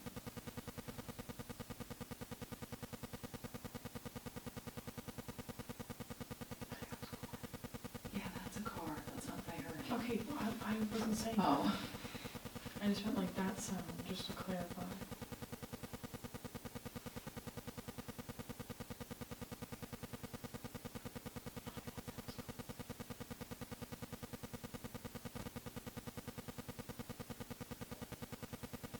It's from down there. I ain't going down there. I'm not going down there. I'm not going down there. That's where the Mothman was. Man, I would love any kind of activity tonight. Come on. That knock on the bathroom door was pretty crazy. Of course, I miss. Remember when I hung back at the penitentiary? And you missed when the door shut. And then I missed the freaking door shutting. That knock, it was a hefty knock. It was like a big hand. I mean, it must have been if you thought it was just like a human. Yeah, I was like, hey man, like it wasn't like, do you know how you can hear how wide a knock was? It was a wide knock. Like, it sounded like a... Well, it's like he said he thinks it's Eli. Yeah, it was like a man. Yeah. And At least he wasn't like... pulling hair. Huh? I said at least he wasn't pulling hair. What hair? He was knocking on doors. You take that? Yeah, that was like intense. Somebody, anybody. What do you mean? I'm just saying, if you need something, this is your chance. Well, now they're like, I don't like that accent. Miss Gurgle. Nurse Gurgle. Nurse Gurgle. Nurse Gurgle.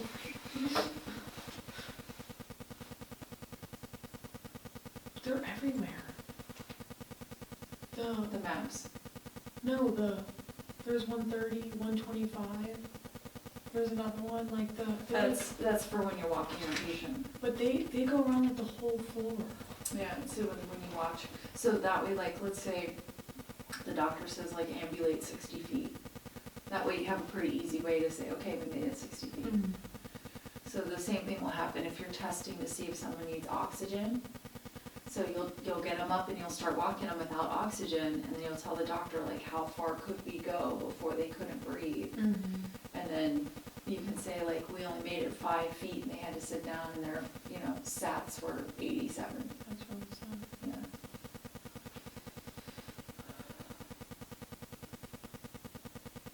Wouldn't it be crazy if one of these call lights went on? Which one? You see the lights above, next to the doors? Oh, are those what those are? So if they hit the bell, you can see who's hitting the call bell. So you'd be does like, it make a noise? at night you turn the noise off so you just see the lights. During the day, yeah, it wouldn't make a noise. So every like 3 minutes you have to peek your head out and look both ways and make Well, sure- no, because something here would tell you someone's Oh, hitting the call bell. Okay, I'm gonna say So then you would go like this and you would look to see whose light is on. Then you'd be like, man, 147 call bell again. What do you want? All right, this is your last chance. If you need something, come to the nurse's station. Because I'm about to move to a different ward, and if you don't get what you want, that's your fault.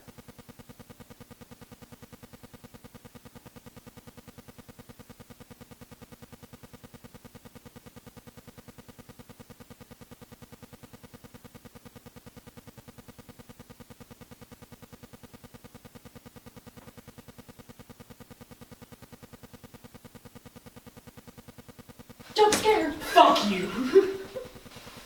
Gurgle ass.